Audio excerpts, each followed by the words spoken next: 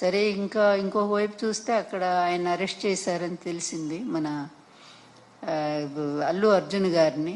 పాపం నిజంగా నాకు బాధ వేస్తుంది. ఎందుకంటే ఎన్ని కుట్ర రాజకీయాలండి, ప్రతి చోట ఈయన చేతులు ఉంటాయి, అందులో సందేహం ఏమీ లేదు.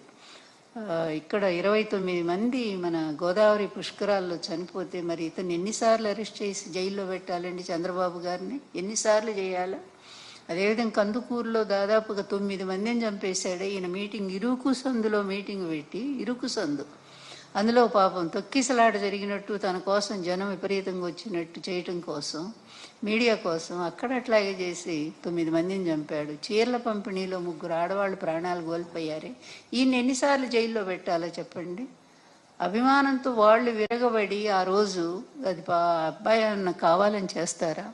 తన సినిమా చూసుకోవాలని, ఎలా ఉందో ప్రజాస్పందన తెలుసుకోవడానికి ఆయన వెళ్ళాడు. అది గవర్నమెంట్ తప్పు. ఆయన వస్తున్నప్పుడు, లేకపోతే హాలు వాళ్ళు, సినిమా హాలు వాళ్ళు సరైనటువంటి భద్రతా ఏర్పాట్లు చేసుకోవాలి. పోలీసులను పిలిచి పూర్తి కట్టుదిట్టం చేసి ప్రజలకు థ్రెడ్ కట్టి దూరంగా పెడితే అయిపోయేది. వాళ్ళు అవేమీ చేయలేదు కదా, అది తప్పు. అల్లు అర్జున్ ఎలా అవుతుందండి? మరి ఇంతమందిని చంపినటువంటి చంద్రబాబు నాయుడు ఏమో శుభ్రంగా ఉన్నాడు.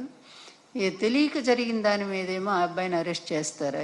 ఎంత దుర్మార్గం! ఇట్లాగే ఉంటాయి. చంద్రబాబు అక్కడ ఆయన శిష్యుడు ఇద్దరే కదా, మరి ఇద్దరు 2 రాక్షస పాలన చేస్తూ ఉన్నారు, ఆ రాష్ట్రంలో ఈ రాష్ట్రంలో కూడా. అందువల్ల ఏదైనా దేనికైనా ఒక అంతిమం అనేది ఒకటి ఉంటుంది.